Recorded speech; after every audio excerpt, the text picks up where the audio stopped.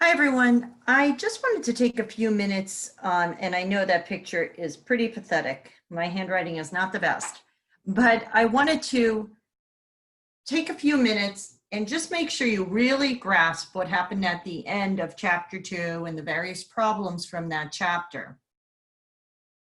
And it has to do with cash flows from assets, cash flows to creditors, and cash flows to the shareholders. So always our beginning comes from our basic accounting equation, which is assets. Everything you own, you purchased and owned, comes from equals either creditors' money, liabilities, or owner's money, equity.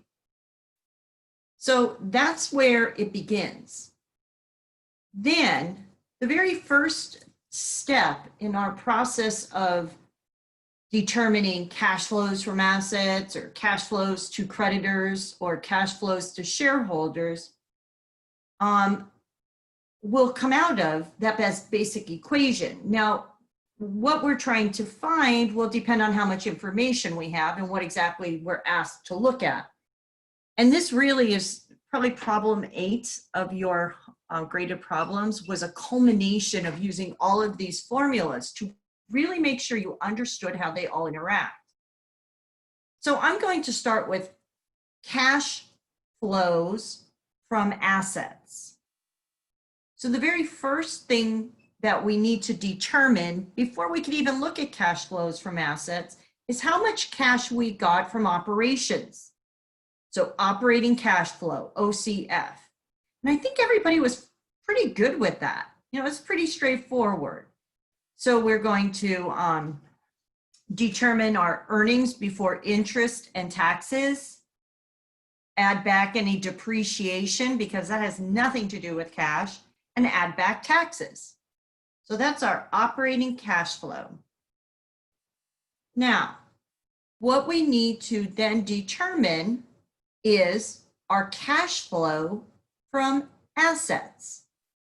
Cash flows from assets would be that operating cash flow minus the change in net working capital. Now remember what net working capital is.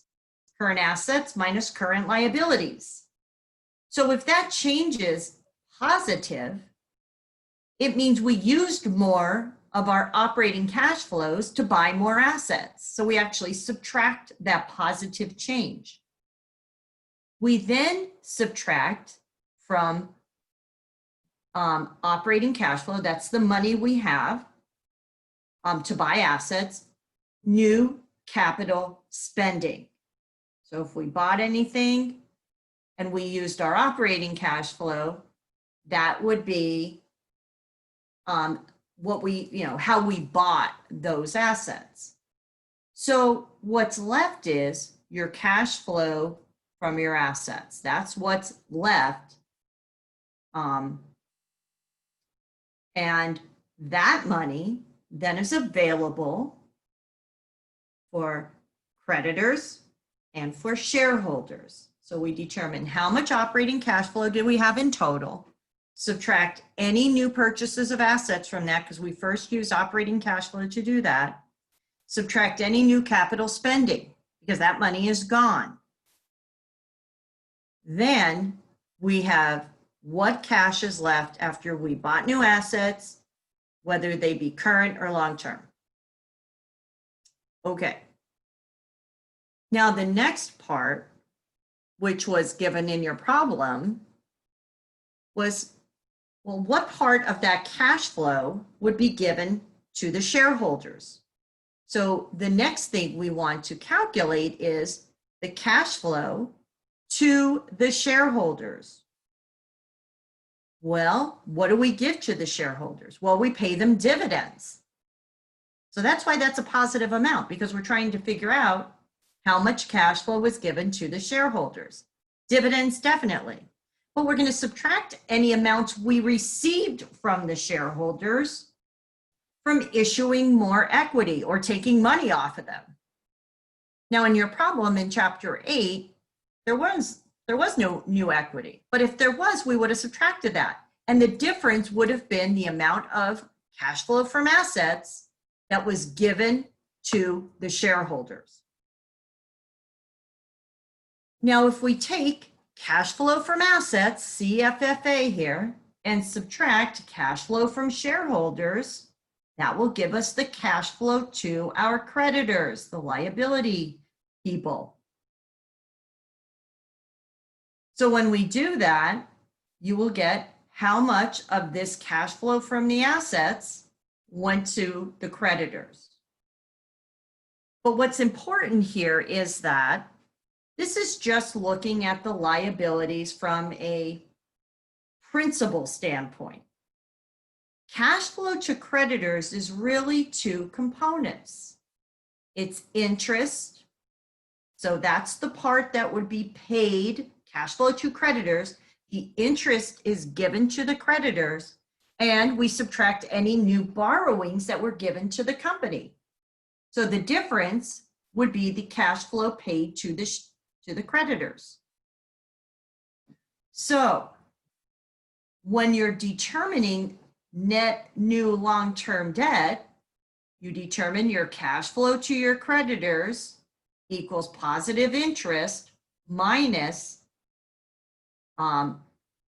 any new long-term debt the company took, which you're trying to figure out. So you have to do a little bit of algebra here, and that's how you would have determined that.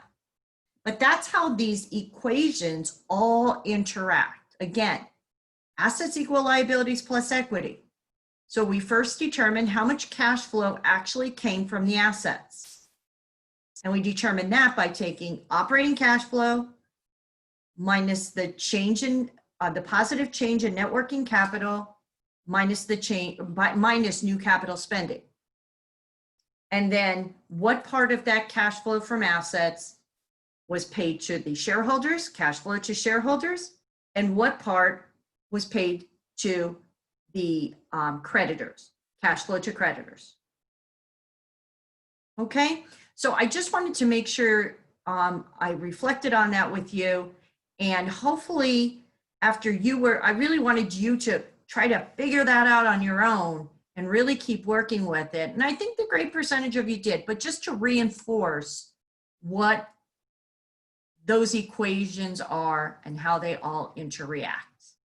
So if you have any more questions, please make sure you email me or post them to the discussion board.